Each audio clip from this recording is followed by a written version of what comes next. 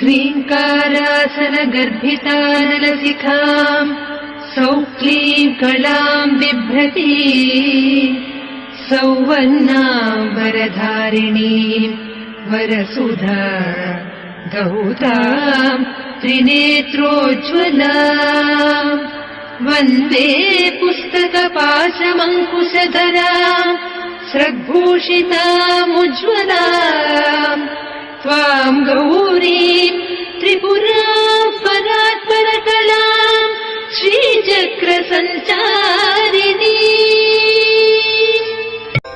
ॐ ऐं ह्रीं श्रीं ऐं क्लीं सौः।